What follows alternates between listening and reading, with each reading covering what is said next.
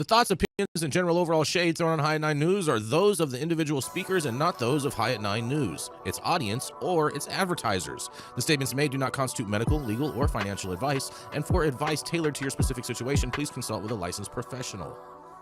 Welcome to the High at 9 News Hour, where you will hear from cannabis industry experts and professionals from around the country talk about important topics while shining light on global issues and discussing cannabis as it relates to politics, regulation and reform, data and technology, science, research and medicine, family and parenting, art, celebrities and entertainment, fitness, sports, mental health and wellness, and plant-based medicines and entheogenics. Together, we are building a stronger community, fighting the stigma and creating change. With your hosts, Jason Beck and Rico Lamitte, joined by special industry expert correspondents from around the country, and daily antics brought to you by Cannabis. Coming to you live every Monday through Friday at 9 a.m. Pacific time and high noon on the East Coast. And thank you all for getting high at 9 with us.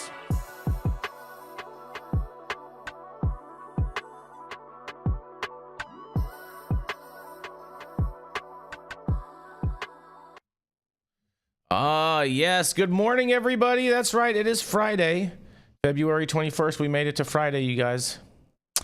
Today is it's National Caregivers Day, you guys. All right. That's perfect. Right? That's what I thought. Yeah. Yeah, that's a cannabis centric day. Yes. You know what I mean? Especially we got the doctors on today, you know what I'm saying? Shout out to all the caregivers out there. Yes. It's also National Boiled Peanuts Day. Ugh, why? Boiled peanuts, I didn't even know if that's really a thing. You know what I'm saying? Is that like a meal? Maybe for some people, I'm sure it is. It's also National Grain Free Day, which I kind of feel is kind of weird because they have Boiled Peanuts Day and Grain Free Day. Well, peanuts aren't a grain, bro, so that makes sense. I guess don't eat your all brand today, right, Jesse? Oh, it's too late. Yeah. And then of course it's also National Sticky Bun Day. Another one of my favorite things. I love sticky buns. Sticky buns. Yes, thank you all for joining us and getting high at 9 with us. It's also high noon on the East Coast. And please remember to like, share, and subscribe to us on all social media platforms. You can look up above and down below to see exactly where we live on the internet. And we are live every Monday through Friday on YouTube, Rumble, Twitch, X, Instagram, Facebook, as well as our very own website at www.highat9news.com and Kick. And we're still working on this LinkedIn, the whole thing. But nonetheless, thank you all for joining us from whatever platform you do happen to be joining us from today. And I do want to remind everybody, we have this new polling going on right now. So you scan the little Scantron up there, up above my head, and vote on our thing. This is a new thing that we're trying to be able to do polls. So please give it a try. Let us know what you think. Feel free to let us know in the comments or even in the chat, whatever of what you think about this. But this will give us much more ability to do polls and allow everybody from every platform to be able to participate in this. So let me know what you think about that. But nonetheless, Jesse, are you the only one here right now? No, Dr. Mark just showed up. Dr. Talleyrand just popped in. Oh, sweet. Dr. T, good morning. Dr. Mark, how are you guys this morning? Morning, Jason. Happy Friday. Yes, happy Friday. I've been 5 minutes late all day. Oh man. Well, you're on the East Coast. I mean, I guess we're just gonna blame it on the snow, right? Yeah, there you go.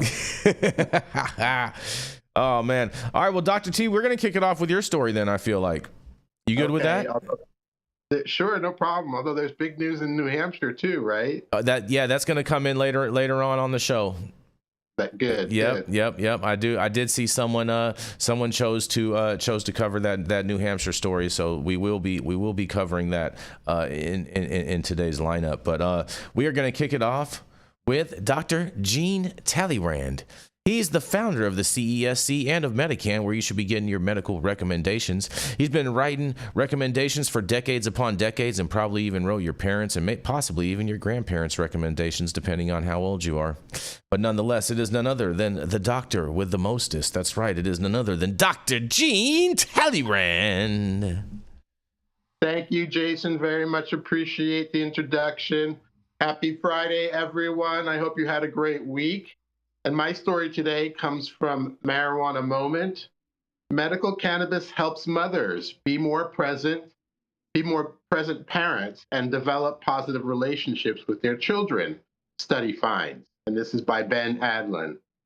Research out of New Zealand finds that mothers who were able to access medical cannabis reported that it improved their quality of parenting by allowing them to more effectively manage health conditions and tolerate the stress of caring for children. The report, published this week in the journal Drug and Alcohol Review, drew from interviews from 15 mothers who used medical cannabis obtained through healthcare providers, the illicit market, or both. At the same time, study participants reported persistent obstacles in accessing cannabis, such as high cost of legal products, ongoing stigma, and legal risks. So mothers reported medical cannabis as an important facilitator of their ability to positively parent their children, the study found, enabling them to manage their own health needs, such as anxiety, endometriosis, and arthritis. Mothers also reported feeling that managing their health with medical cannabis allowed them to be more present parents and better tolerate the stressors of motherhood, wrote the authors at Massey University in Auckland. Mothers who were single, low income, or had disabilities reported difficulty in paying for medical cannabis and thus often purchased it from unregulated sources or grew their own. It's the last thing on the budget because as a mom, you're always the last thing on the budget, one mom said. Another reported only being able to afford cannabis once in the past 8 months. 47% of mothers said they primarily smoked cannabis, 40% used edibles, 27% used oils, 20% vaporized, 7% drank tea, and 7% used topicals. Participants felt that being able to manage their physical pain and mental distress meant that they were in a better mood and more present. Mothers often consumed medical cannabis to relieve spasms, aching, and cramps. Without the distraction of pain, they believed they could be more present for their children and attend to their needs.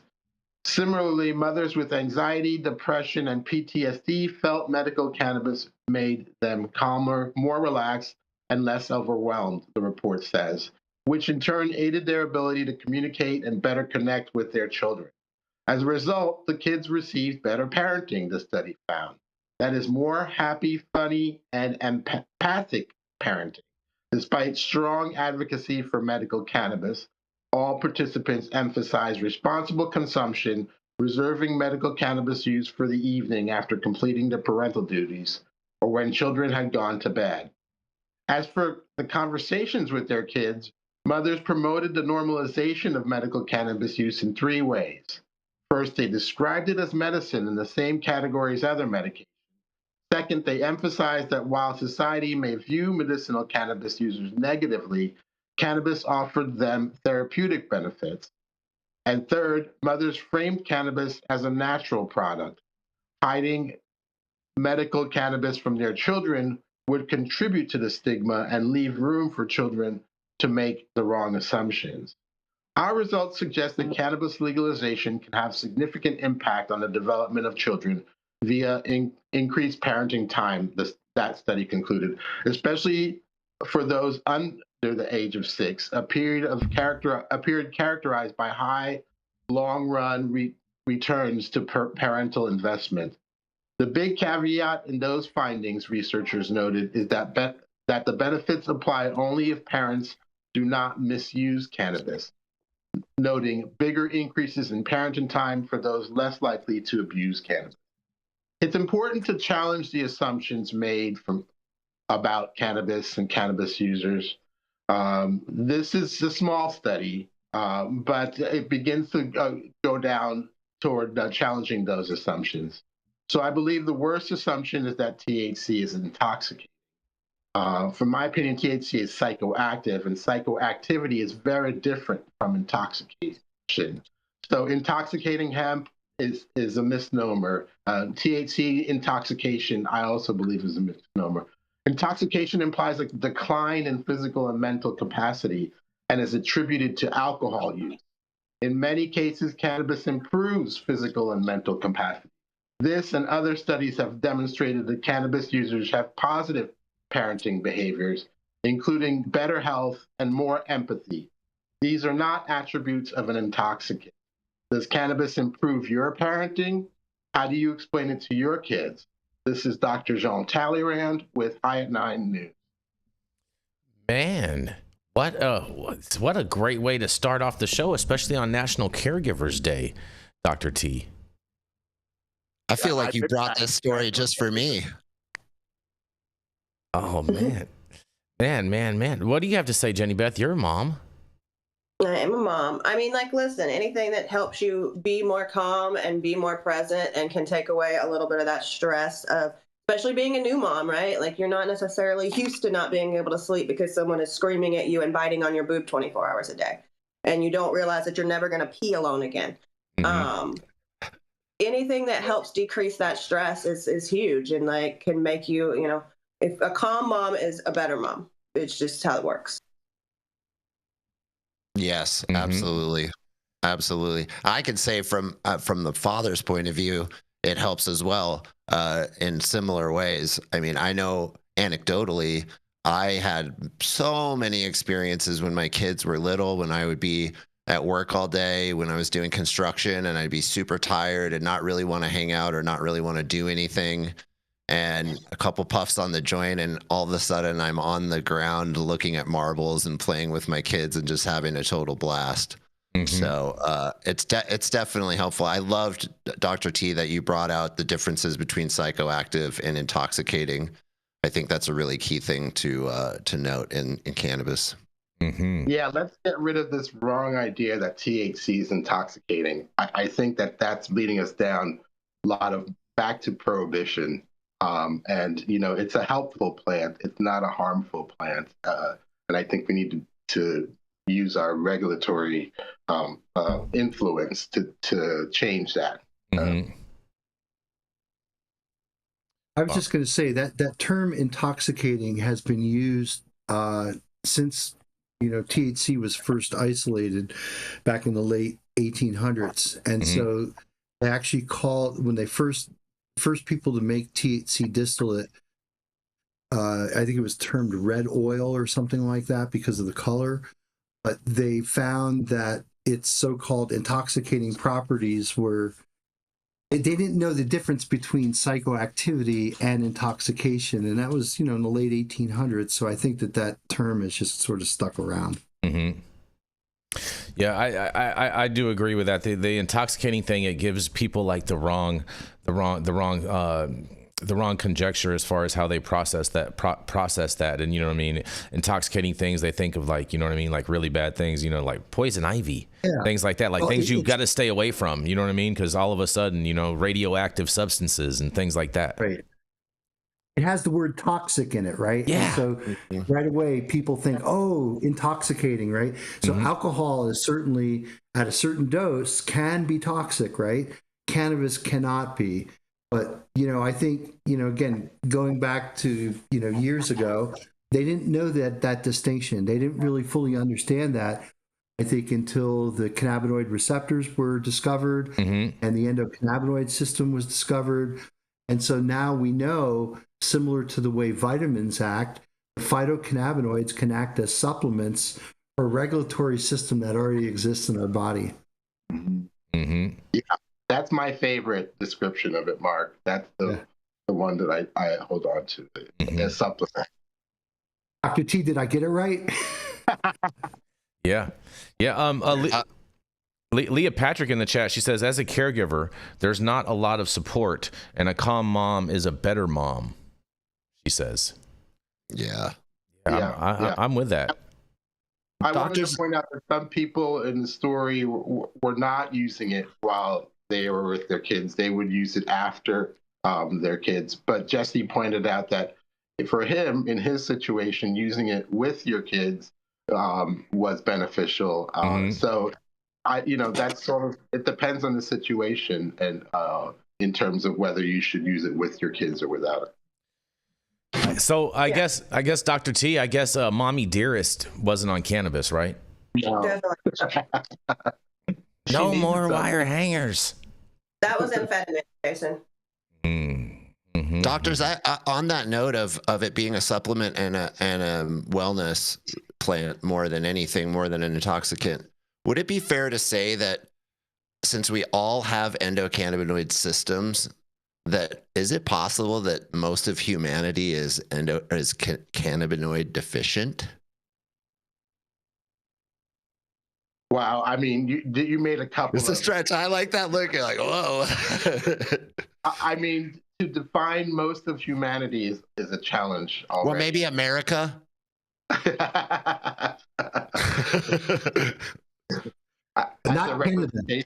Most of humanity. Well, let me rephrase it. If someone doesn't have cannabinoids in their system really at all, is it possible that they're operating a life like cannabinoid deficient since their system kind of is open and ready for them? Has anybody really thought about that or talked about that, or is there studies around that idea? I don't think life exists without cannabinoids in your system. I think it's an essential system. That Right.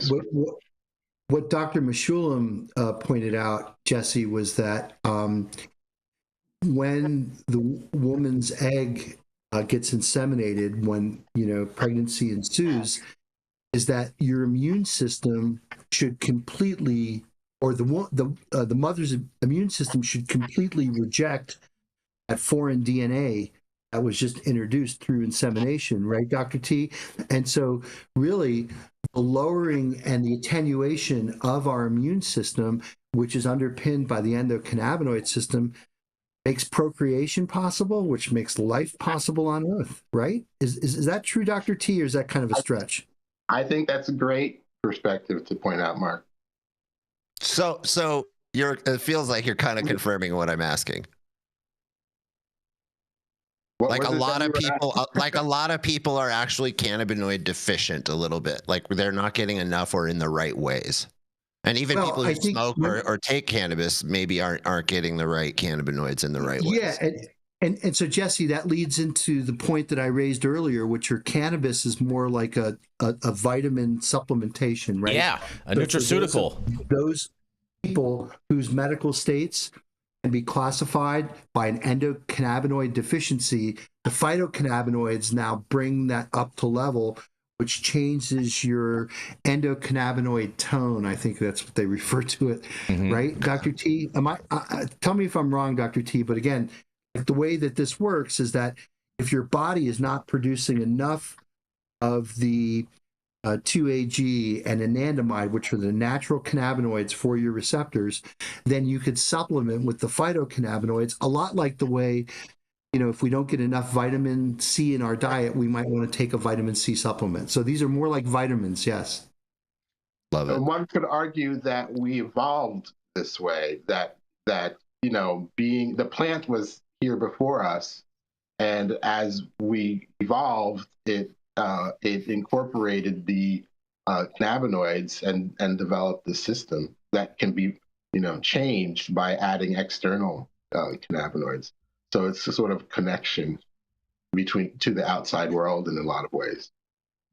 Man, this is like such good information going on, you guys. Blows I'll your just mind. add that it comes full circle to the cannabis plant, because we didn't know about the endocannabinoid system until Dr. Meshulam, asked, hey, how does THC work? And Professor Howlett and all the other great researchers basically discovered the endocannabinoid system because they wanted to try to find out, how does THC work? And is there a reason for these receptors in our brain?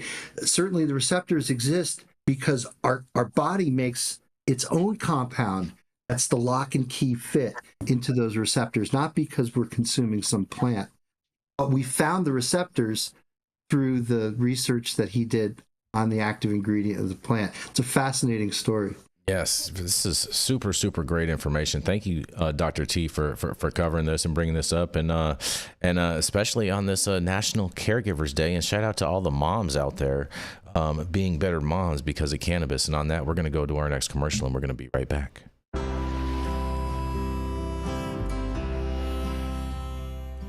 Oh man, your knees still bothering you, man?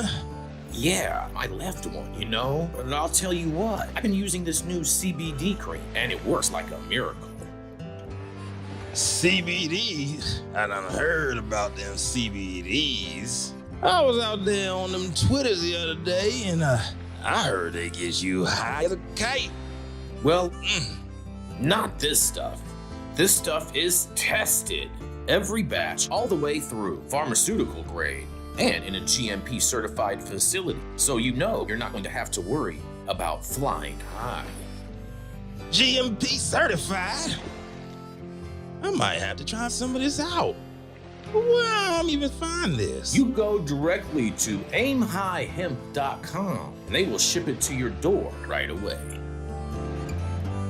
Test it. It's not a name, it's a promise.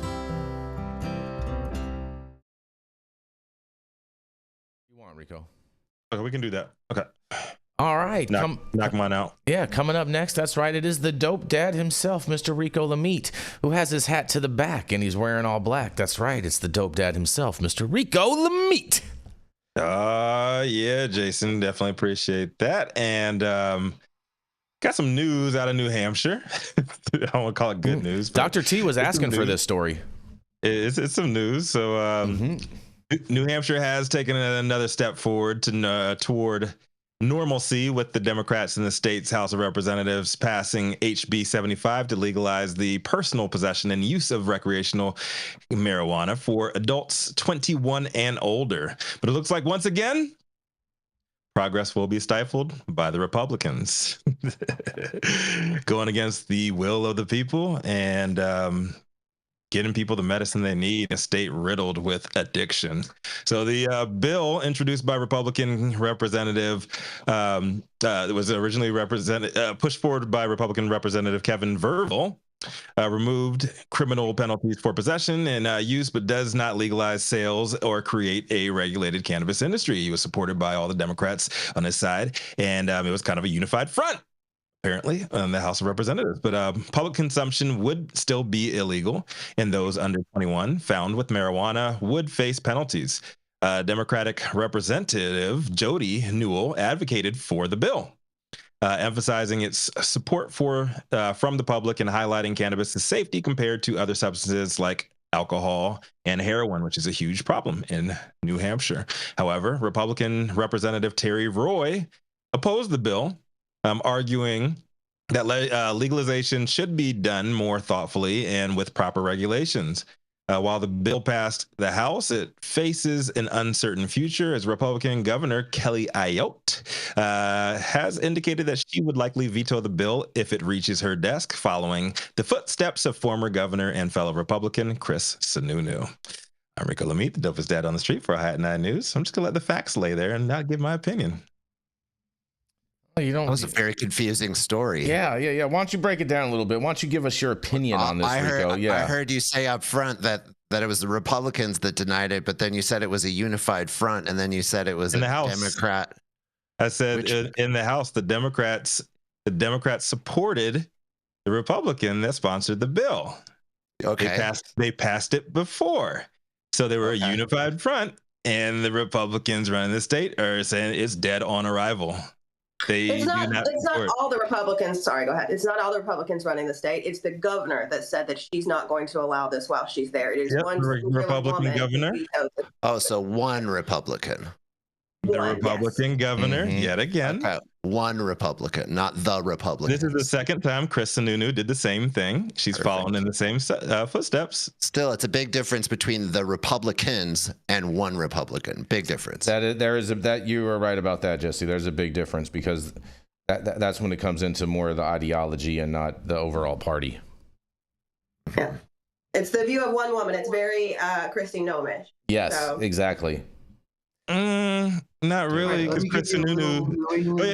Yeah, Dr. Mark, why don't you break this one down? This is in your neck of the woods. I'm gonna keep. Like I said, I don't want to stifle this. Lesson in New England geography. Okay. Mm-hmm.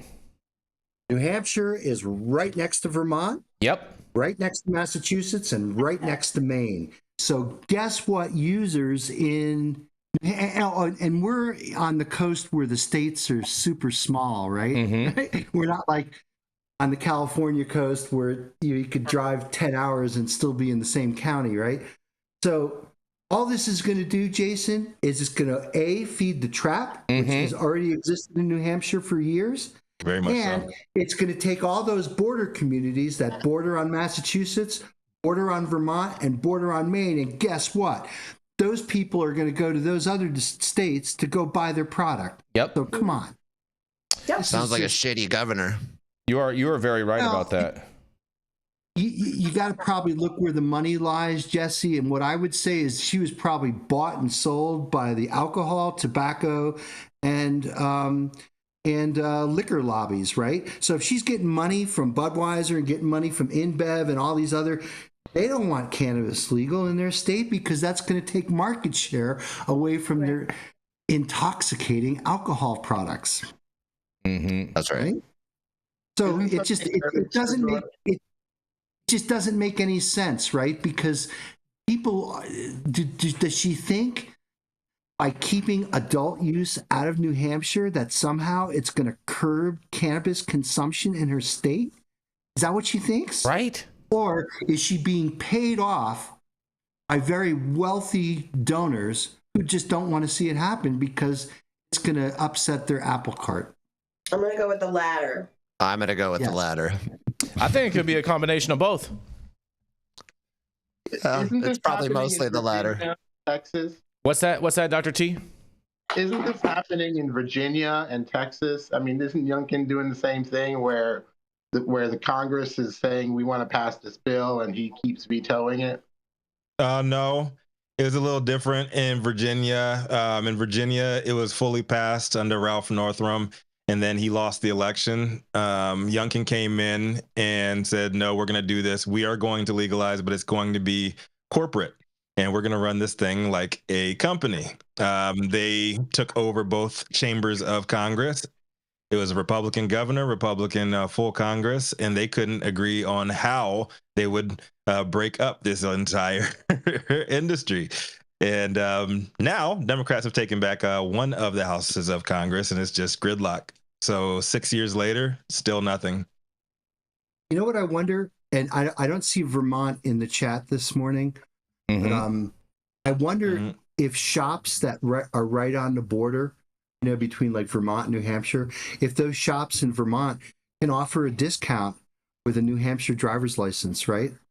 Why couldn't now, they? If there's a financial, right? There's financial incentive for why am I, I'll go over to Vermont. They're going to get some 20% discount because I'm from New Hampshire, Mm-hmm. That's a good marketing move. Yeah, they should. Hey, Vermont, pick up on that shit. They should. They should offer it as a break on the gas tax. You know what I mean? Right. Yeah. Yeah, as a sale. You know what I'm saying? Because they're having like that. Yeah. Maybe to even include the entire state, what they can do is they can match a discount based on how many miles they had to drive to the dispensary, right? No, right? I don't think like they can do that. I don't think they can do that because that could bring them into being a co-conspirator for interstate trafficking. But what I would say is that they can promote a out of towner type of sale and just leave it at that. Is that if you can prove that you're from out of town, then you would qualify for that discount. Yeah.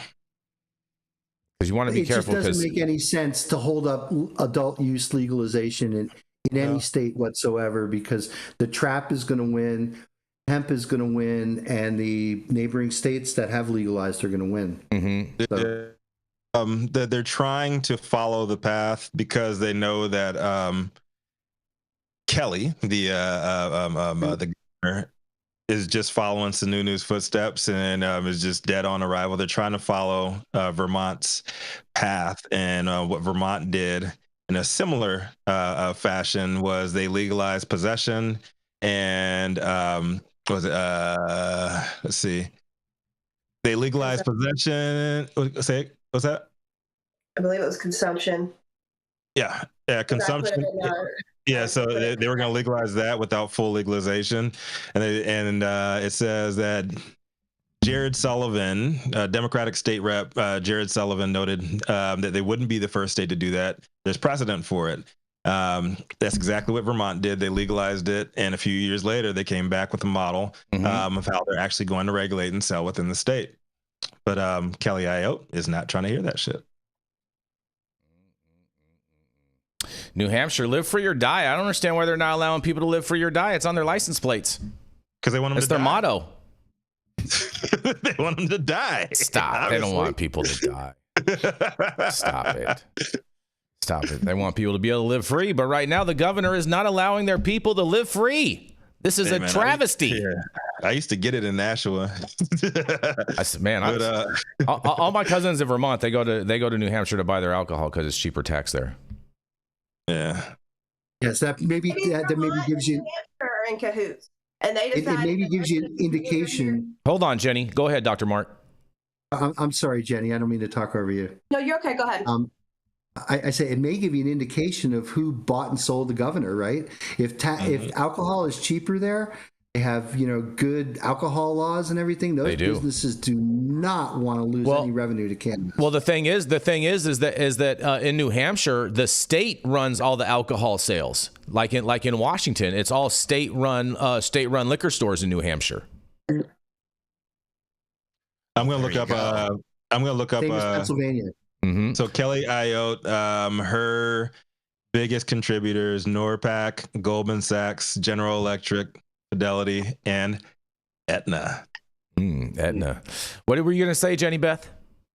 I was just going to say maybe Vermont and New Hampshire are in cahoots, and Vermont's like, you let us take the weed, we're going to let you have the alcohol. We'll just drive back and forth. Well, in all fairness, Vermont is the Green Mountain state, so you know what I mean. That kind of plays in with their little guys. You take this side, I'll take this side.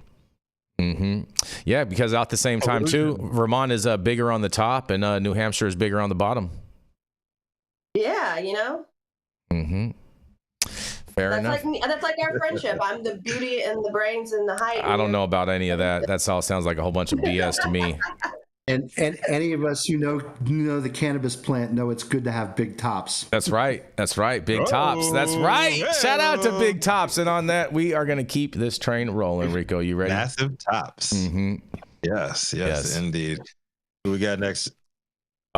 You're going to go to me, or are you going to go to somebody else? It's totally up to you. I'm going to go to you, Jason. How about that, man? Our head honcho, our dear leader, the man, the myth, the legend. He's been walking this earth for quite some time now, and he's now known as the highest Republican alive. Yes. Here to take the stage, Jason Beck. What do you got for us today? Oh, man. Good morning, you guys. Good morning, Rico. Man, I'll tell you what, man, my story, this is a follow-up of a continuing story, and I apologize. It is a long one, so I'm gonna do my best and cut some things out if I can, or whatnot, or maybe I'll cut it short or whatnot, and you guys can read the rest of the article on our website at www.highat9news.com. But Delta Extraction, you guys out there in the great state of Missouri, loses the appeal of its revoked license following the Missouri cannabis recall. You guys, that's right.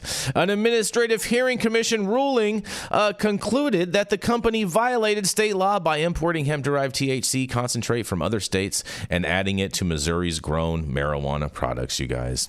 The company at the center of the massive cannabis product recall back in 2023 lost its appeal and got its license back on Tuesday, with Missouri's administrative hearing commission concluding it had, in quotes, corporate culture of lax compliance with regulatory requirements, you guys. That's right. The scathing 137-page ruling issued by Commissioner Corrales comes almost a year after the 3-day hearing on the appeal filed by the Robertsville-based Delta Extraction.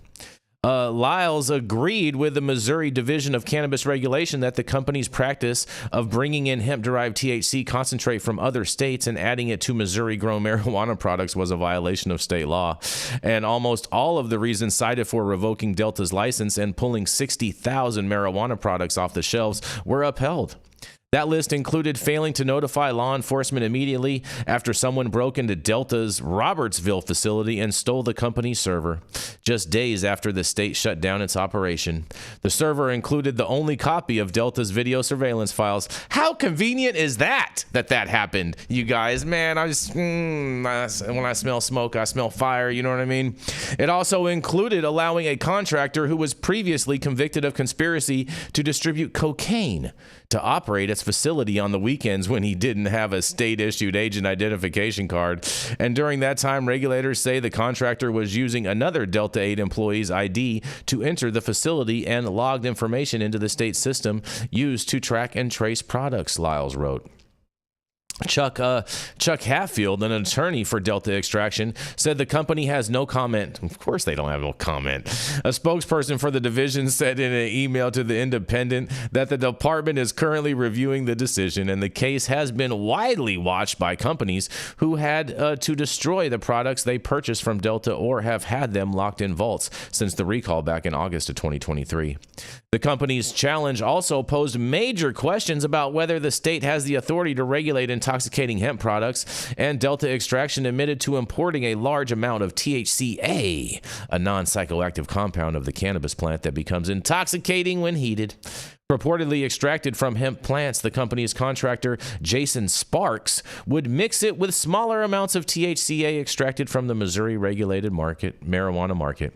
Delta argued that the hemp-derived THCA should fall under the same rules as added ingredients like flavors or non-intoxicating cannabis compound, CBD, because hemp is not federally controlled substance like marijuana. I feel that that's a fair argument. But Lyles wrote that THCA becomes intoxicating through the exact same process, no matter if it's extracted from hemp or marijuana. So the state is correct in regulating the THC the same as marijuana.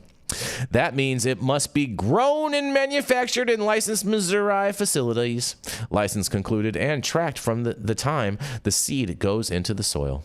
In a quote, they say, THC originating from other sources is prohibited, her order states. And Lyle's order outlined the timeline of how Delta came into a partnership with Sparks, who worked with the Oklahoma-based marijuana brand Conte. In December of 2021, Rachel Herdon, who was serving as Delta's chief operations officer and compliance officer, learned that Conte had broken off its relationship with a different manufacturer and might be looking for a new partner. She met with Sparks to discuss Delta partnering with Conte to manufacture and sell its brand. As part of this agreement, Lyle's ruling states that Conte licensed its brand to Delta, which at the same time was called SLCC, and received a royalty for all products sold under the Conte brand in Missouri. The parameters of this arrangements were not entirely clear, but there were oral agreements between Delta and Sparks, the company SND Equipment Leasing LLC, and Conte, Els wrote. Sparks became responsible for providing the unregulated THCA oil to be used in Conte's products, Lyles wrote, along with extracting and distilling the final THC distillate that would be incorporated into Conte's products. In a separate agreement, Sparks and Delta agreed that he'd manufacture a bulk distillate that was later sold to about 100 other Missouri manufacturers, and the operation at Delta's facility took place on the weekends. Sparks, Conte owner Tanya Conte, and Conte employees would drive up from Oklahoma, Lyles wrote, and up to 20 temporary workers were brought in by Sparks from the St. Louis area. Oh my goodness. In August of 2022, Sparks applied for an agent ID, submitted an offer of employment from Delta, and signed by Hedron in support of his application. It was denied because he had a disqualifying felony conviction. However, he was later issued an agent ID back in June of 2023, according to the division, because of a memorandum on FBI criminal background checks after adult use marijuana was legalized back in December of 2022.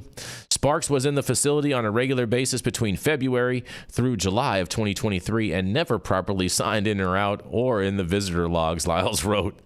In a quote, because Delta had to sponsor Sparks by making a written offer of employment for him to apply for the facility agent card, Delta knew that Sparks' application for an agent card had been denied, and the reason for it, Lyles wrote. Because Sparks was central to the efforts of Delta to create the bulk distillate and Conte products, we conclude that Sparks and Delta intentionally kept his name from appearing on the visitor log.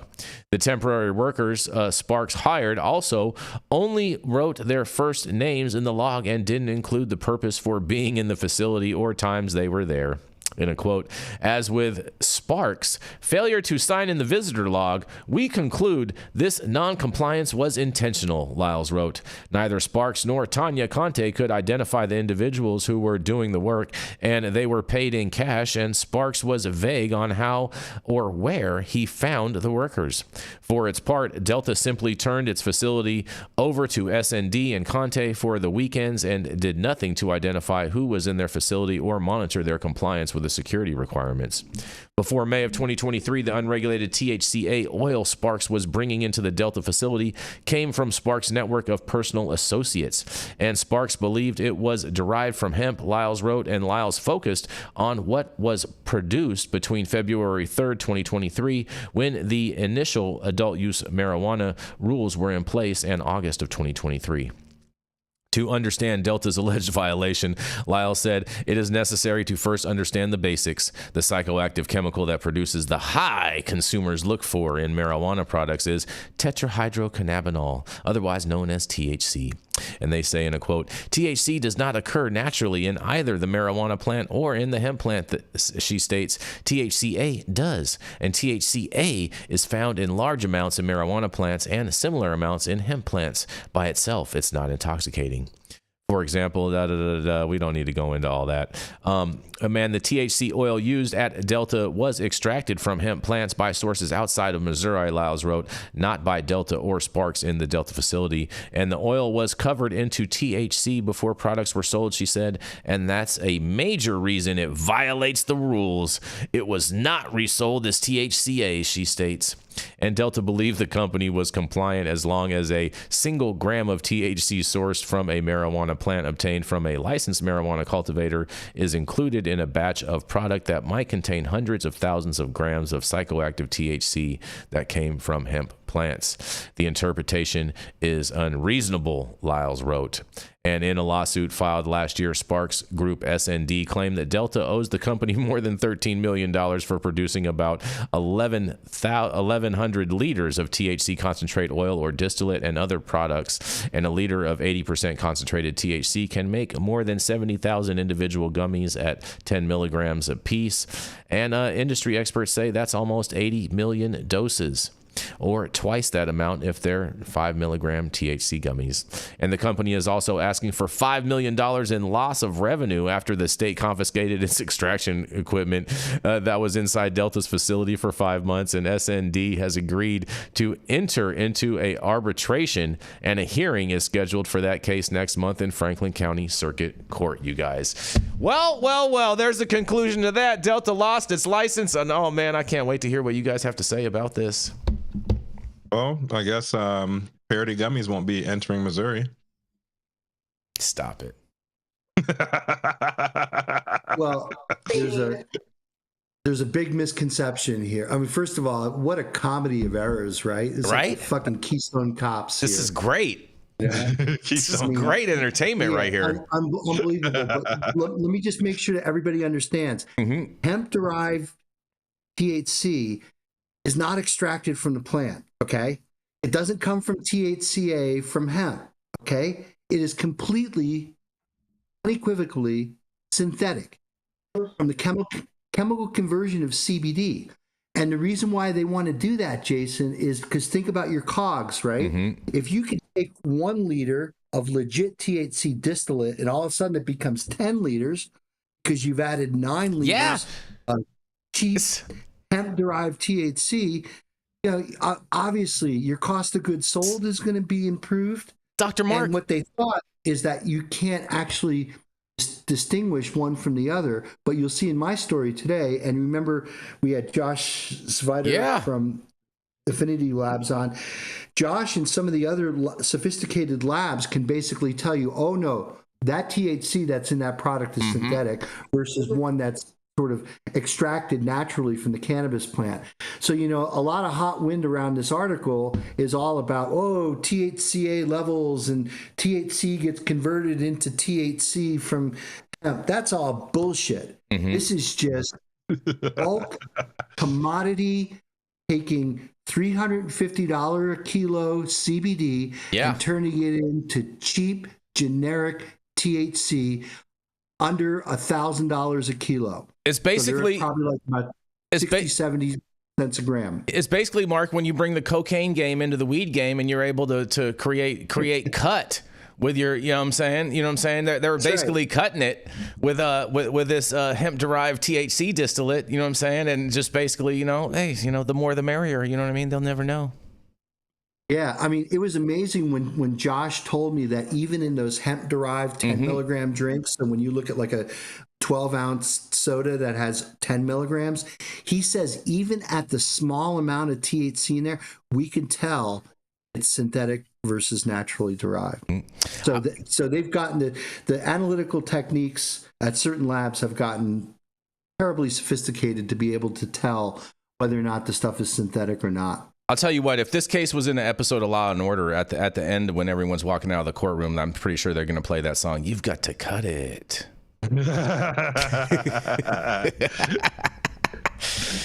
Oh man, exactly. That hemp is just too strong. You got to. Oh man, that's too good. That's too good, man. This story is just. Jenny Beth, you're pretty quiet. In Missouri, but you know, Jason, there's probably multiple operations that do the same damn thing. They're not the Keystone Cops, so they haven't gotten caught yet. Just wait, time will tell. Time will tell. There's lots of what do they call those? The leaders, the converted leaders floating around town. That's for sure. Yeah. Go ahead, Jenny. I mean, first of all, we didn't know we couldn't do that is not, that doesn't negate the fact that you fucking did it.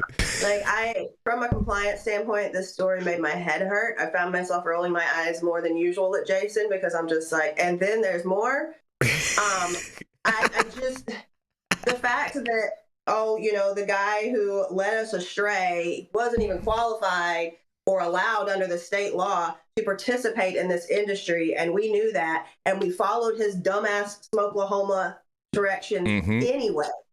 First of all, makes my brain hurt a little bit. There is in the regulations, this is the term for what they did is called adulterating the product. When you take something that is outside of the seed to sale track and trace system in your state, produced there, and you add it into licensed cannabis products. That is why when you see people losing their license, when you saw that facility that was co-packing for everybody in downtown LA lose their license because they were adulterating product, that's exactly what they were doing. They were bringing black market leaders in and creating product to be sold in the licensed market in California. Like, it doesn't take a genius to know you couldn't do that. Oh, it has 1 gram of stuff that we produce here. Like, get the fuck out of here. First of all, if you have basic understanding of anything in the law, you understand there are certain things that you do not do with cannabis. One is don't cross state lines with them. That is interstate commerce, and we don't fucking have that. So, like, the amount of duh that this story is, it's going to make my brain bleed. So, I mean, yeah, there's that. I mean, but Jenny Beth, you don't agree with them that that THCA, since it's federally legal, it's just an additional ingredient. You're not allowed to adulterate, just like you can't adulterate cannabis, period. Like, why are you making my head hurt now, Jason? That was the best. That was the best line in the whole story. They're like, THCA is just like it's just like botanical terpenes. Yeah, it's just it's just they got Saul Goodman representing them, man. Creative. Oh, like, man. oh, this must be this dude's mother that's defending him. My baby would never. It makes sense to me. Like, come on. I love how their attorney said that they had no comment in regards. Like, of course you guys don't have any comment in regards. I mean, you guys can't say anything. Like, what are you gonna say after this? Yeah. You're up a creek without a paddle is what that is. Oh, man. This dude needs to put a MAGA hat on. He'll be all right. Oh, God. Stop the ridiculousness. On that, we're going to go into our next commercial, and we're going to be right back. Or Dr. T, did you have anything you wanted to throw in on this? I've got a couple of questions. Yeah. I'm curious about adulterating and adding. So you can't add any THC, no matter. It has to come from the cannabis plant. Well, that's what the state of Missouri is saying. So there are some. You want to do this, Jason? Are you doing compliance today? Yep. Okay, I'll do the jokes then. Mm-hmm. So anything. Some states have a way to do it, right? In 2016, 2017. Colorado started a hemp pilot program where you could then have your hemp cultivated on the metric system. You could have pre-harvest certifications, and that would then be able to be sold into licensed manufacturing facilities in that state to produce CPG goods for patient consumption. But there are a lot of states where that's, hemp and THC do not go together. Like, no matter where you've derived it from or whatever, they don't allow that adulteration. But you could never, ever adulterate anything that comes from outside the state market. Jenny, you can't. A lot of states you can't even. Sorry. No, go ahead. I was going to ask an additional question. A lot of states you can't even mix batches, right? Correct. Everything needs to be batch specific, lodged in a lot of places. That's why you can't do things like have, a sleep product that's going to be, ratioed THC, and you add just a little bit of melatonin in there. You're not allowed to add those types of things into products. So, there's just some things that you can't do. And they knew they couldn't do it. And not knowing is not a good excuse, because when you sign that piece of paper to say, I am the owner of this facility, you are saying that you understand all those fucking rules that you probably never read, but that you're responsible for anything that happens inside that facility, whether it's by your hand or not. It might as well have been. So this guy's screwed. Yep. And I've seen plenty of judges say that. As an expert witness, I would love to look this guy in the face and fry him. I've seen a lot of judges say in court that ignorance of the law is not an excuse for breaking the law. But what were you going to finish up with, Dr. T? No, it's just interesting to me because every person who creates, let's say, a gummy or a tablet or a capsule needs to top off their product. And so they're looking for things to top it off with. And I'm sure they're searching for the cheapest source. Which means that they will convert CBD to THC if that's. Yeah. They're very. You went mute first. I think you hit mute on accident, Dr. T. Yeah, naturally, I see the market doing this naturally just to create a consistent product. Yeah. Yeah, and I mean, it's crazy, but Philip Zimmerman in the chat, he says, and this is a question for you, Jenny Beth, how can kids be safe from cannabis unless you adulterate it? A minor. Fuck you. Oh, that's too good. That's too good. We're going to go to our next commercial, and we're going to be right back. I just ordered the summertime strawberry salad when added steak on top here at Anna's. Make sure you do the same thing too next time you're in downtown Long Beach. Come on down and check out Anna's Joint on the 400 block of Pine Street. They have amazing selection of beers, foods, and when you come down here to Anna's, you can even challenge me to a game of shuffleboard if you want to lose.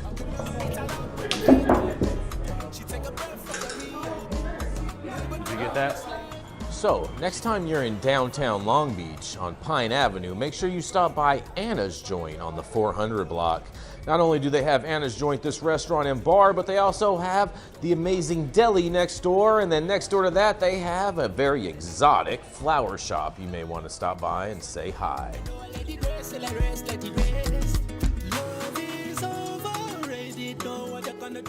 So it generates a bunch of different stereoisomers, yeah. Oh, yeah. Stop whatever you're doing. Make sure you smash that like button. I know we'll appreciate it. You'll appreciate it. And YouTube will appreciate it. And make sure that you subscribe to the channel if you've not subscribed already. And all of the articles that we cover on today's show, you can read directly on our website at www.high9news.com.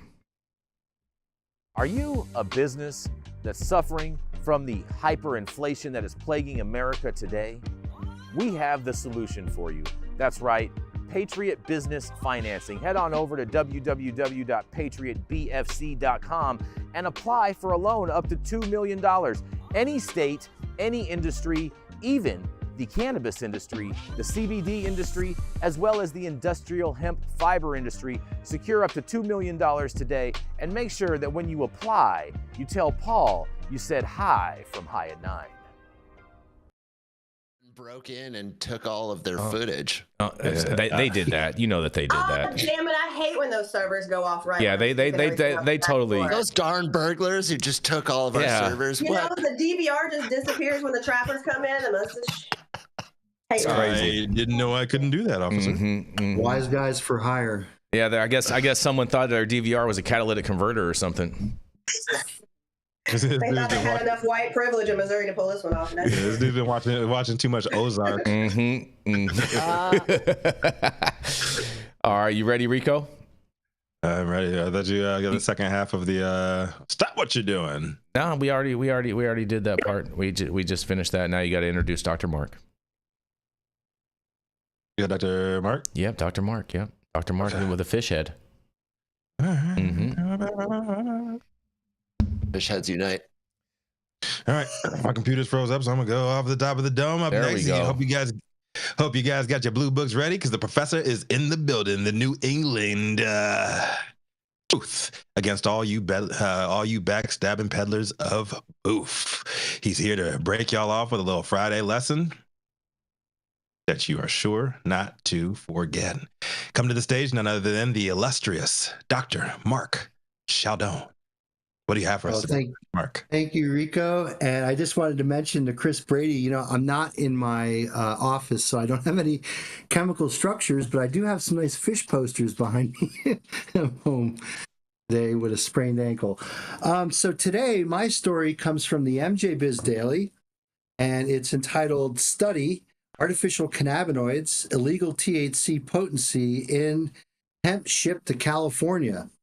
So this is along the lines of what we've been talking about this morning. And this is basically a MJ Biz breakdown of a paper called The Great Hemp Hoax, which was released this week from Tiffany McDevitt, Tiffany Devitt, and the folks over at oh God, what is their CBD website called again? Oh, I don't know. The people with the CBD website. Anyway, Martin Lee and whatnot. Project CBD, I'm sorry. So a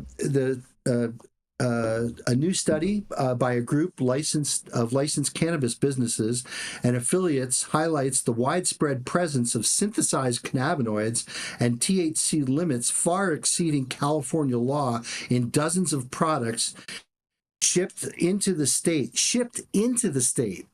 Jason. You hear this? People are shipping cannabis products into the state of California. Yep. Whoa! Importing into Cali.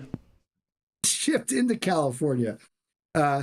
Shipped into the state, branded and identified as hemp. According to the Great Hemp Hoax, and you could see from the, there should be a link in the paper here so you can actually read white paper that they wrote. So the Great Hemp Hoax is a white paper that was released on Thursday. It says that 95% of 104 tested products from 68 different brands contain synthesized cannabinoids, which are banned in California.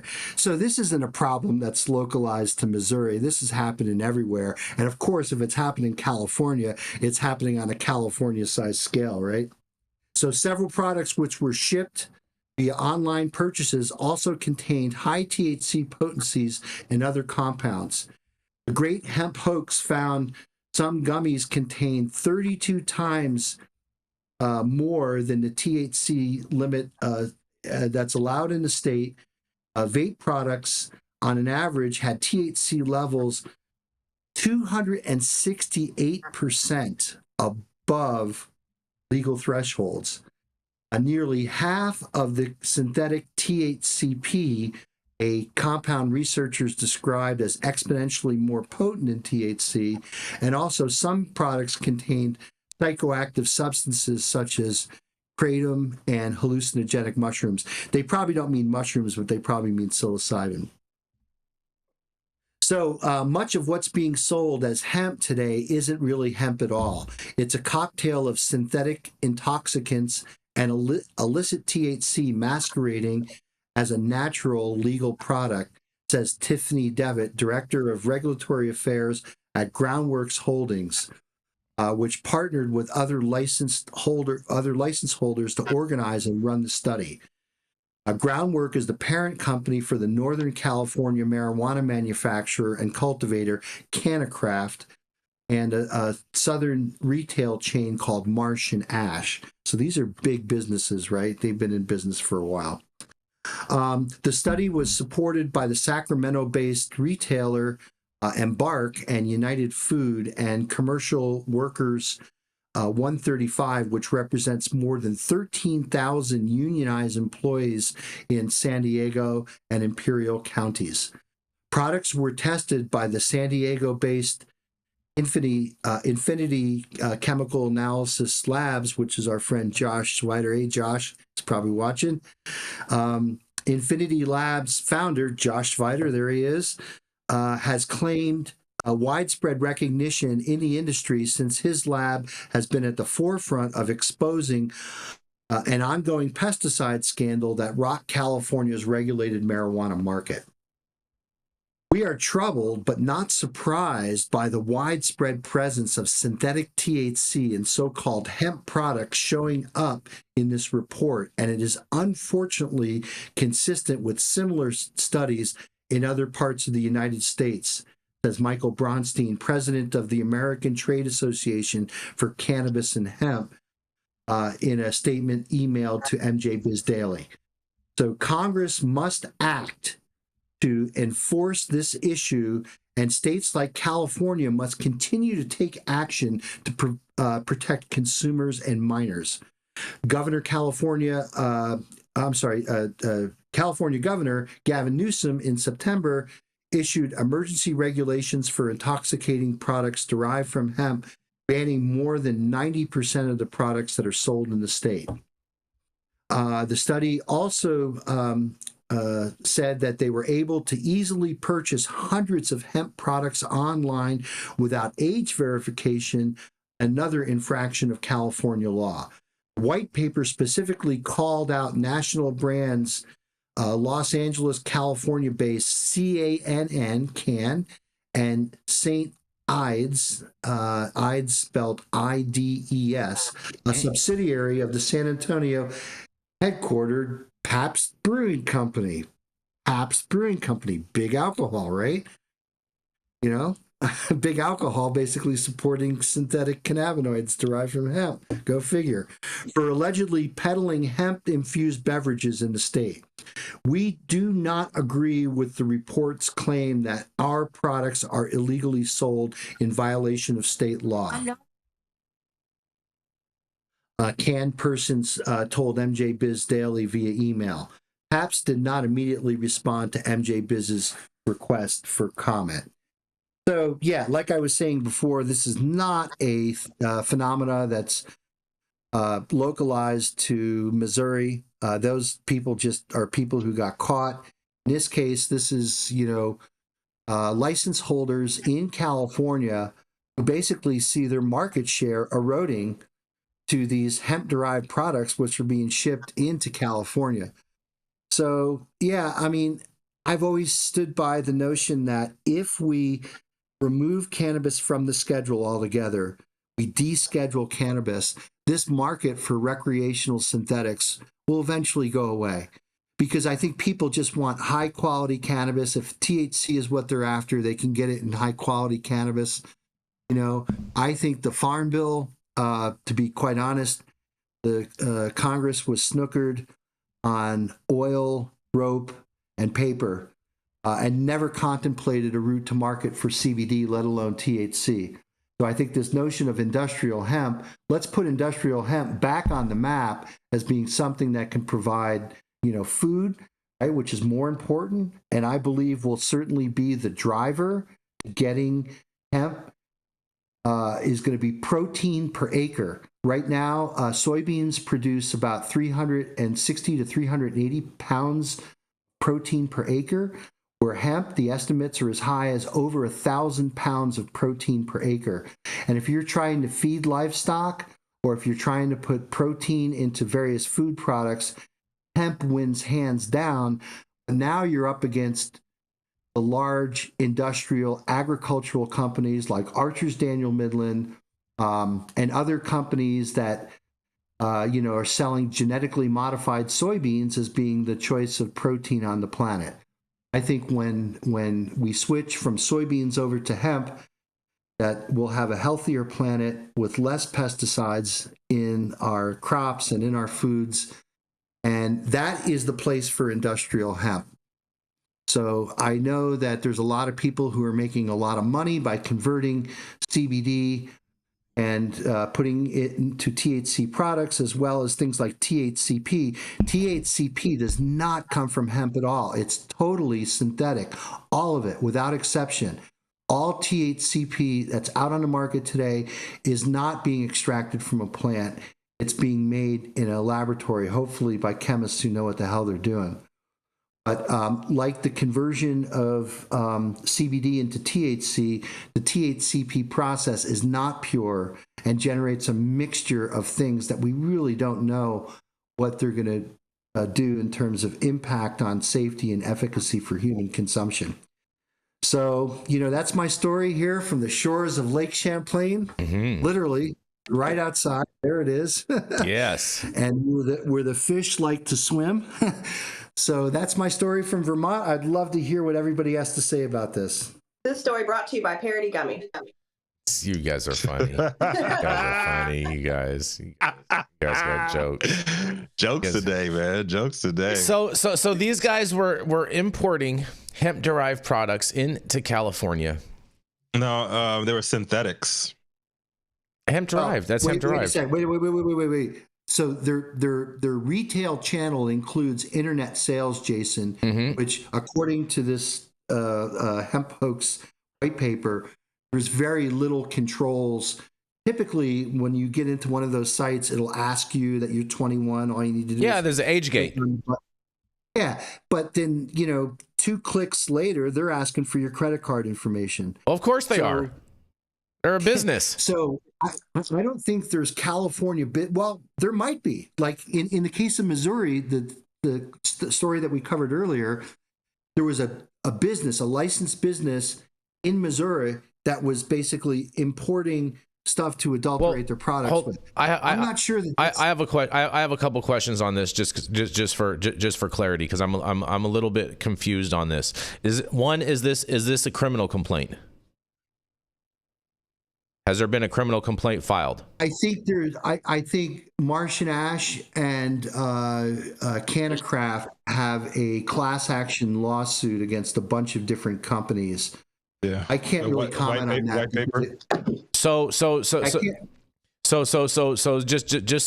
so we're clear, so they're saying that St. Ides and Pabst Blue Ribbon and whatnot, because they make medicated products that are sold on the adult use market, and they also make hemp-derived stuff that they can sell online and ship direct to consumer all across the country. It's highly possible that they got their batches confused. You know what I'm saying? And started doing this, but I kind of doubt that because of the facilities that they're making this stuff in. You know what I'm saying, or you know what I mean? But they're basically saying that March and Ash and Cannacraft basically colluded with them to distribute their products through their stores so that they could maintain higher profit margins. So then that way they could sell these hemp derived products masked as cannabis derived products. Am I understand that correctly? I don't think that's the case at all, Jason. No? I think Okay. what Marsh and Ash and what Cannacraft are seeing are eroding market share numbers, and they're losing market share to this internet business, which, why should I buy Of course they are. and Ash for $50 when I could buy one for $10 online, right? Well, especially because March and Ash originally kicked off, Cookies was involved too, I believe. And this was initially launched last year. Cookies was part of this. It was them, March and Ash, and Cannacraft, like leading the charge. I don't know why they were left off of this. But was the group, they call themselves White Paper? You're so Cookies funny. started their own CBD brand, their own brand. I know. That's the thing. That's the craziest thing because Cookies was the OG. They're the original ones that started shit. Yeah. Well, they're having were their the first cookies and ones that eating did it too, right? Listen, shout out to Dennis. He said cut the shit. I'm gonna send him a bag of parody gummies, Jason. Please do. I'll bring some over to you this weekend. This is Yeah, at the end of the day, I think it's really good that you were able to break down for everybody, Dr. Mark, because I don't think the average consumer and a lot of people in the industry don't understand that hemp-derived THC is not naturally occurring and cannot be naturally occurring because it's sold to them as these are not, hemp gummies. These are not whatever. These are THC gummies. When in fact, they are synthetic products. So I think define naturally occurring though, Define naturally occurring. Michael Jackson's original nose. Oh man. Was his original nose an ingredient? Anyway, it was adulterated. Better, Dr. Mark. I just know you were hippie wiggling too hard. Were you saying something, Dr. T? Again, back to the definition. Hemp is a bad definition, and until we change that definition, we're going to be running into discussions. We'll have plenty to say on hemp. Yes, we love that. Jesse, now you've been studying a lot of this whole food market in regards with protein and with hemp derived stuff. Do you have anything you want to throw in on this? You're on mute, Jesse. Not particularly. I think everybody covered everything. I mean, it would be nice that hemp actually became the industrial plant that it really is, or regarded as that, or that the aspect of the plant that we call hemp is probably a better way to say it. Yeah. Because the fiber used for clothing and so many other things, the oil turned into plastics, and I mean, you can make fuel out of it, and then the protein. Nonetheless, I mean, there's just so much that the hemp plant can do, and to boil it down to just creating these, here's that word again, intoxicating synthetic products out of it. It's a shame that that's what it's been reduced to. What I would say is that this comes down to a brand thing. Like, this is the brand of the plant in people's minds, and just because it says something on the label and we think that it says what it is, that's not necessarily true. The truth of a brand is always what's actually in the box and actually in the ingredients and how it's actually made and what the actual ethics and the processes are that get you to the finish line. So that's the truth of the brand. But the American population, for the most part, we like to take things at face value. Whatever it says on the package, we buy it. Well, Hawaii Sustainable says hemp can't be fed to livestock, and then also says only laying hens are allowed under very strict conditions to be able to be fed hemp, and so that might be part of the reason why it's true. not. That's not true. Sorry, Hawaiian. I love you, buddy, but not true. Not true. Okay. Not true. Interesting. Hemp is a natural plant that can be fed to livestock. In fact, they've now found that chickens that are reared on hemp seed rather than traditional bird seed have higher more healthy chickens can be grown from hemp seed diet. So that's not true. That's categorically false. Okay, all right. Well, on that, we're going to roll into our next commercial. And right before that, we do want to congratulate Catalyst on the Hawthorne location is getting ready to have their soft opening today. So congratulations, Catalyst, out there on their Hawthorne facility retail opening up, soft opening today. So make sure if you're in that area, make sure you go by and check them out, and we'll be right back.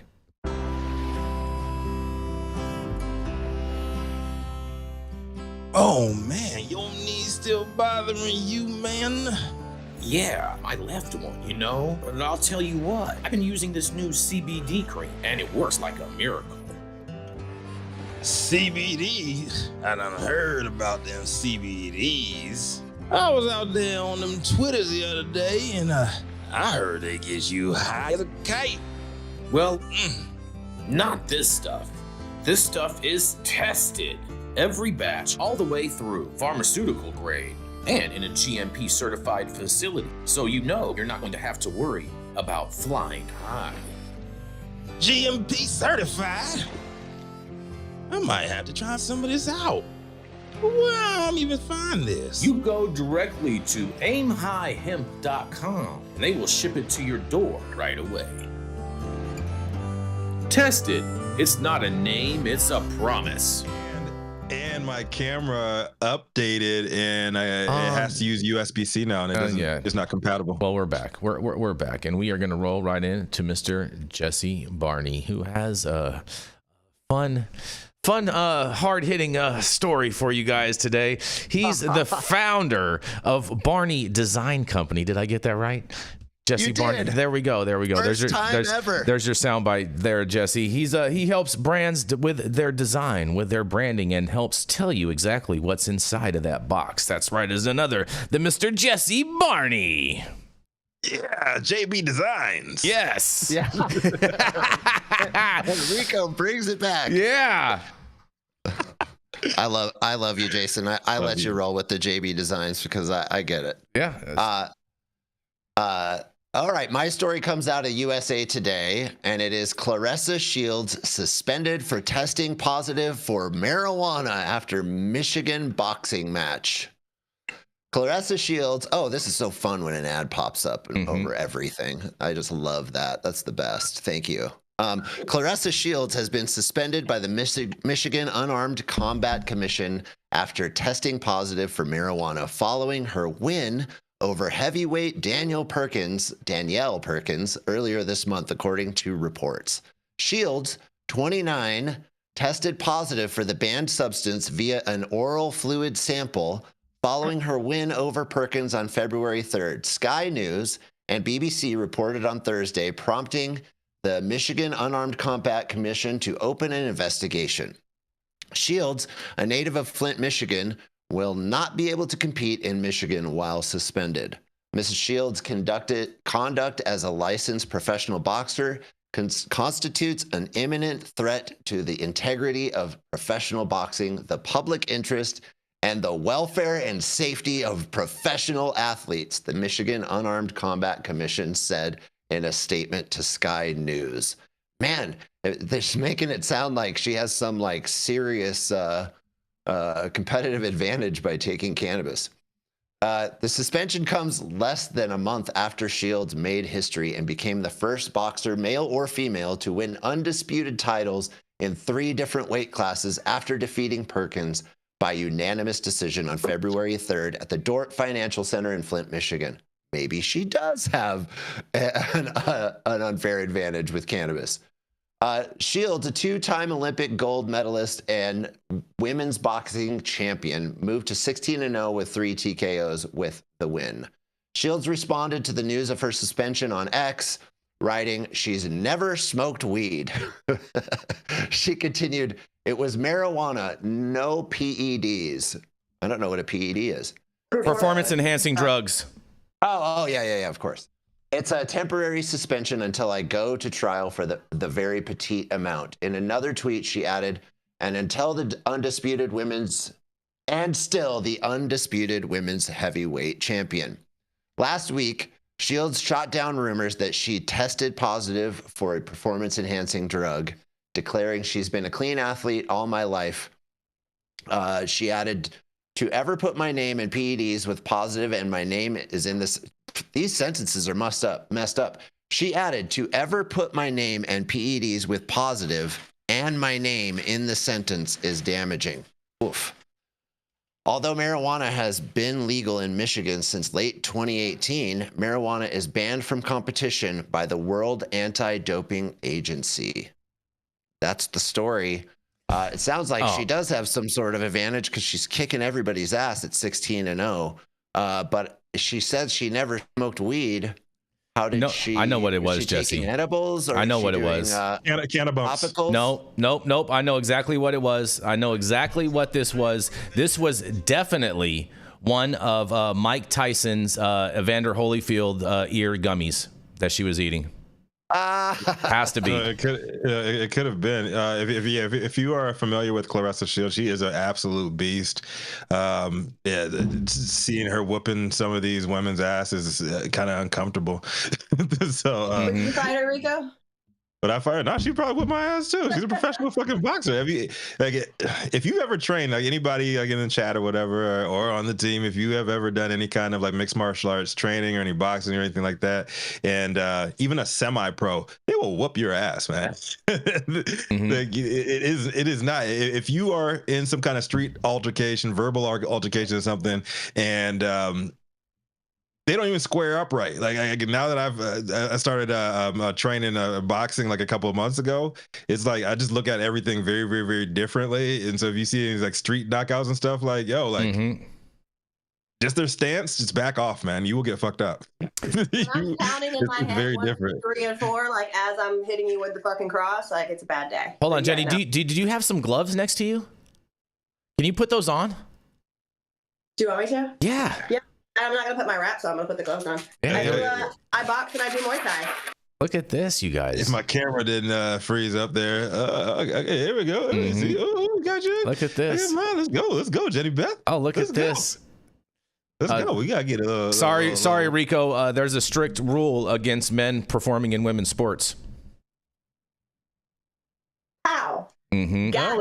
We can go. We can go gender neutral. You know what I'm saying? There's no such thing as that. His gloves are purple, Jason. His gloves are purple, like Prince. It's the color of royalty, man. You know? Purple is the color of royalty, and it is one of the most powerful colors when it comes to wealth and whatnot, which is one of the reasons that a number of casinos use that in their color schemes.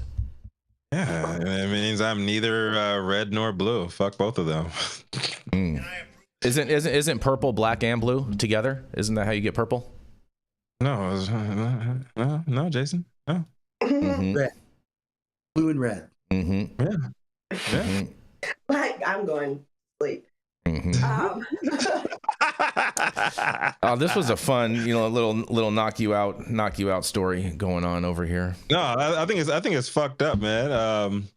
WADA. Why are they calling it a PED or a performance enhancing drug? Because cannabis is a performance enhancing drug, Jesse. Yeah, because that's why. It's the same reason why Sha'Carri Richardson got popped after she won the world championships and was suspended too. It's WADA. Yeah, WADA is the problem. When the Olympics comes to LA, I wonder how many athletes are going to get disqualified because it's going to be the first time that the Olympics was ever held in an adult use city that has adult use cannabis for sale. And so all these athletes from all around the world are going to be going and trying to try this out while they're in town. Well, the Olympians that have trained their entire natural fucking lives to get into that competition. But people make dumbass mistakes all the time, Jenny. They would wait until after, but yeah. They're not going to. Why this is still a discussion after Michael Phelps. Like, we've been over this already. Shout out to Michael Phelps. Yeah, the real winner right there. It's because WADA is supported by Big Pharma. Well, Big Pharma is under attack right now. Basically, just a prohibitionist organization, then. Yep. Pretty much. It's the Olympics, man. Yeah. All right, you ready? Right. Let's roll into the final story. Let's roll into Jenny Beth Dills, Rico. All right. Up next is the mouth from the South. The melanated and very opinionated Jenny Beth Dills. She is the founder of Kind Consulting, and also I don't know. Justice Serve 501c3. Thank you, Jenny Beth. I'm sorry. I got my ass beat this morning, and I'm very, very, very out of it. And my computer is busted, but I'm here for you, and I'm here for the team. Jenny Beth Dills, what you got for us? No, Rico wasn't a gold star for showing up for work this morning. Happy Friday, everybody. So I'm going to keep it short and sweet and very to the point because there's not a lot to uncover other than, just repeating the same thing in this article over and over again. But the Idaho Senate has approved a bill that would impose a mandatory $300 fine on anyone caught with cannabis in the state. The measure, which already cleared the House, now heads to Governor Brad Little's desk for consideration. House Bill 7 passed the Senate with a 27-8 vote and would add the fine on top of existing criminal penalties. If signed into law, the measure would take effect on June 1st. Supporters say the bill will help deter cannabis-related crimes in Idaho, one of the last states with full prohibition. Opponents argue it removes judicial discretion and note that a similar bill with a $420 fine was rejected last year. Yeah, that part's kind of annoying. So yeah, there's that. I love when they make fines $420 for cannabis-related crimes. It's just like, it's thumb your nose at me while you're also arresting. So that's great. This is unfortunate for Idaho. I would not want to be in Idaho right now. If they're going to add $300 and still probably put you in jail, and they're definitely going to put you on probation, because probation's where you get that's the real moneymaker, right? Now you take your piss test, you have to check in, you get all these fines and court costs, and then you have a probation fee monthly. That's really the money generator. So, well, not only that, you're on search and seizure if you get pulled over again. That's the moneymaker. Then Idaho. Oh, I see what you did there. Rico must be smoking the haze because he's all hazy. Haze. Yeah. So I mean, I don't know. Shame on you, Idaho. This is fucking stupid, but it overwhelmingly passed. And so, when we're talking about the will of the people, your will starts with the representatives that you elect to represent you and to put these things into law. So if you really don't like shit like this, look at who you're voting for. Unfortunately, Idaho is the most Mormon state. Way more Mormons in Idaho than Utah is. Yep. Really? Yeah. What? Yeah. Yes. You serious? Yep. Far Jesse's more, right about like, that. Legendarily more. And so all this stuff that we would attribute to right-wing people, those are the type of right-wing people in Idaho that are so prohibitionist that it's not even funny. And Idaho is unlikely to ever move. So is polygamy legal there? It's not legal, but it's practiced in secret, kind of. Well, that's because they got compounds, Jesse. Yeah, it's southeastern Idaho is it's a Mormon stronghold, way more than Salt Lake, big time. And there's a lot of money in the Mormon church. That cult really drums up the cash. So, I mean, there's a lot of lobbying that can be done to politicians when you're in that kind of climate. Yeah, and they control everything. They're super like if you move to a Mormon town like that, like Idaho Falls is really the biggest one, and Pocatello. If you move to one of those towns and you try to start a business or do business, they show up at your door and they're like, you start coming to church and you start tithing, or they will just run you out of town, basically. Yeah, kind of like the neighborhood tax in New York City, right?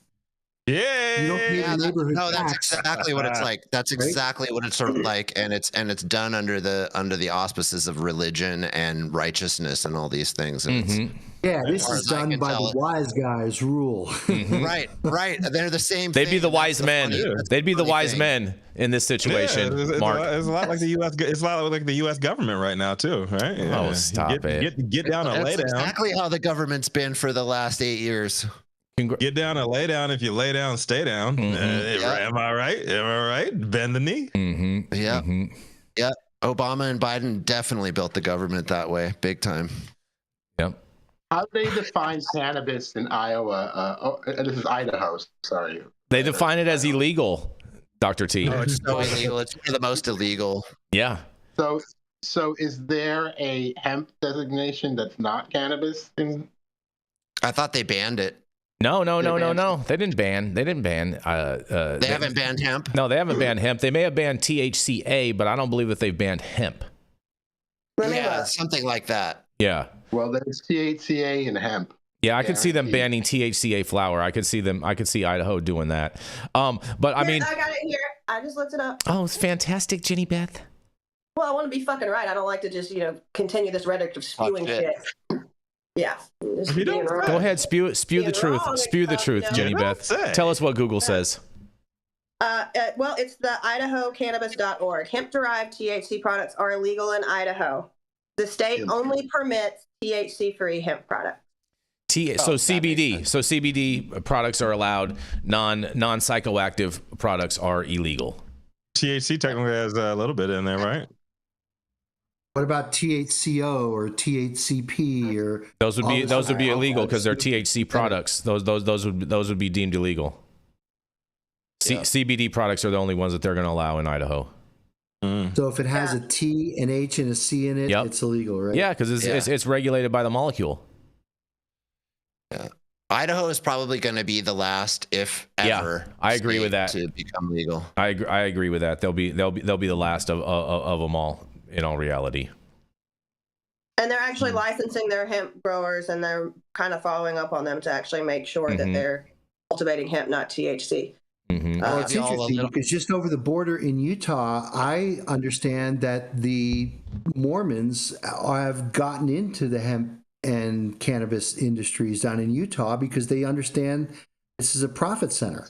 Yeah, Utah Mormons are very different than Idaho Mormons. Idaho Mormons, they're not into MLM. I'm done. Brian Dombrowski in the chat, he says Cheech and Chong's "Not You, Idaho" is the funniest ever.